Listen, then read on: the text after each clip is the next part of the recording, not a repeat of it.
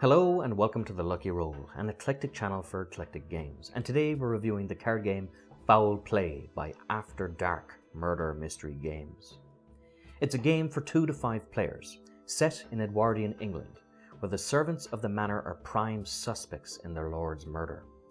Players compete to be the first to successfully deduce which of the servants has committed the grisly deed before their fellow detectives on the case solve the murder.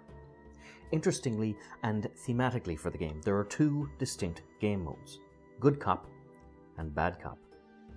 In Good Cop, the pieces of evidence point to the likely killer, and like in the classic game of Guess Who, players must use the evidence on hand to deduce who fits the profile. For example, one piece of evidence might state that the killer wears a hat, so suspects such as the housekeeper and the governess are immediately deemed innocent, whereas the maid and the chauffeur remain suspect. A further piece of evidence might inform players that the lord of the manor was stabbed, thus eliminating the chauffeur and making Ivy Smothers, the maid, the most likely suspect.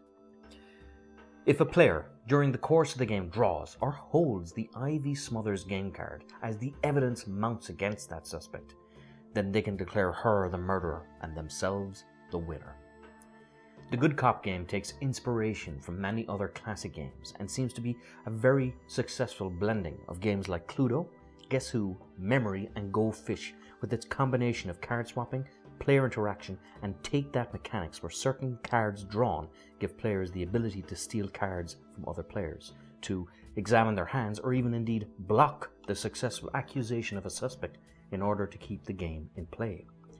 The evidence pool of 9 cards in the center of the table is a fun memory game aspect, and if a detective makes a mistake and falsely accuses a suspect, they can find themselves off the case and lose the game. In the Bad Cop game mode, the game is more about implicating a suspect rather than discovering the correct one. So the onus is on the players to accumulate the evidence that matches the suspect in their hand. A Bad Cop detective wins the game if the evidence that they have amassed fits the profile of one of the suspects in their hand. The fun in this game again is in the card swapping, where winners may arbitrarily steal a fitting suspect from another player that matches their current evidence, or indeed steal a piece of evidence that implicates a suspect they already have. The 2 game modes are a great deal of fun, and the art style and silly theme of the game is very endearing. Varying between Good Cop and Bad Cop is a great way to keep the game fresh, and this is the perfect little cool down or warm-up game that you can sneak in before or after any other larger games on game night.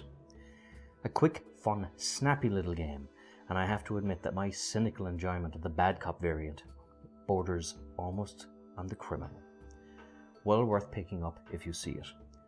Until next time, this is Sean from The Lucky Roll. If you enjoyed this little review, please like, subscribe, all that good YouTube stuff. And until next time, good luck, God bless, and stay safe.